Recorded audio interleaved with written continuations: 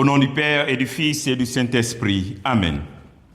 Viens, Esprit Saint, remplis les cœurs de tes fidèles et fais-les brûler du feu de ton amour. Ô Seigneur, envoie ton Esprit et tout sera créé et tu renouvelleras la face de la terre.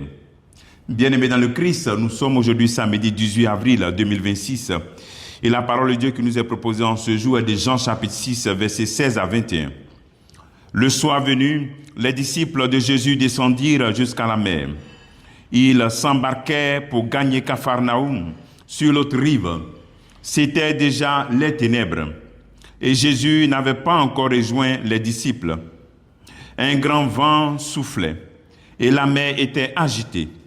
Les disciples avaient ramé sur une distance de 25 ou 30 stades, c'est-à-dire environ 5000 mètres.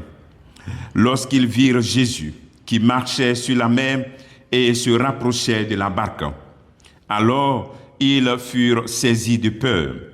Mais il leur dit, « C'est moi, n'ayez plus peur. » Les disciples voulaient le prendre dans la barque. Aussitôt, la barque toucha terre, là où il se rendait. Acclamons la parole de Dieu. Louange à toi, Seigneur Jésus.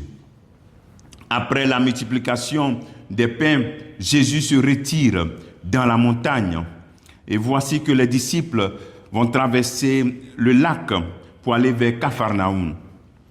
Jésus se retire parce que le peuple de Dieu risque de le prendre et le faire roi. Et surtout que le peuple de Dieu attendait un Messie qui devait réaliser aussi ce que Moïse avait fait dans l'histoire de ce peuple. Moïse, par les mains de Moïse, Dieu a nourri son peuple. Voyons aussi que Jésus fait la même chose. Il y avait le risque de le prendre pour le Messie et même aussi de le faire roi. Il se retire pour prier. On peut déduire de cette attitude du Christ des moments de retrait dans notre vie. Après des grands événements, après des moments joyeux, des moments douloureux, savoir se retirer pour prier. Quand le Christ se retire, sûrement qu'il parle avec son Père, la communion avec le Père. Et cela est très très important de se donner des moments de retrait dans notre vie spirituelle. Alors le deuxième appel, c'est que on nous dit ici que les disciples voient Jésus qui marchait sur la mer et qui se rapprochait de la barque, mais il fut saisi de peur. Il faut comprendre que pour le peuple de Dieu, la mer est symbole de chaos, symbole du mal, symbole des esprits peut-être mauvais qui vivent dans les eaux. Donc, voyons Jésus qui marche sur cette mer, cela devrait aussi nous aider dans notre vie spirituelle. Et comprendre que le Christ, Jésus-Christ qui nourrit la foule, veut aussi se manifester comme celui qui a autorité sur tout ce qu'il y a comme chaos, tout ce qu'il y a comme esprit mauvais dans notre vie. Il a aussi autorité. À travers la nourriture qu'il nous donne, à travers son corps qu'il nous donne, il nous montre aussi qu'il a autorité sur les situations de chaos. Alors l'image du Christ qui marche sur la mer qui vient, les disciples le voient. Cette image aussi peut ressembler à une des réalités de nos vies, où nous voyons Jésus qui vient dans notre vie. Il marche sur les eaux des réalités que nous devons laisser pour le suivre. Il marche sur les eaux de la débauche, les eaux de la corruption, du refus de pardonner, les eaux de l'adultère. Et quand tu le vois venir, mais tu as peur. Mais en réalité, tu ne devrais pas avoir peur. Tu devrais entendre cette voix qui te dit, c'est moi qui viens. Je veux marcher sur toutes ces eaux-là, qui ne sont pas des eaux pures pour toi. N'ayez pas peur, n'ayez plus peur, n'aie plus peur. Laisse-moi rentrer dans ta vie.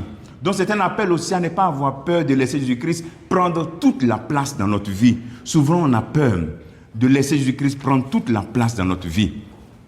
Aussi, lorsque le Christ marche sur les eaux, il a autorité sur tout esprit, sur toute attaque, sur tout ce qui est mauvais. Alors donc toi, ce que tu as à faire, c'est laisser le Maître prendre le contrôle de toute ta vie. Le Christ prend le contrôle de toute ta vie. N'aie pas peur de lui donner toute ta vie. N'aie pas peur de vivre dans la vérité en communion avec lui. Ce que tu as à faire, c'est de fermer les portes du diable, les portes par lesquelles le diable peut rentrer dans ta vie. La porte de l'orgueil, sois humble.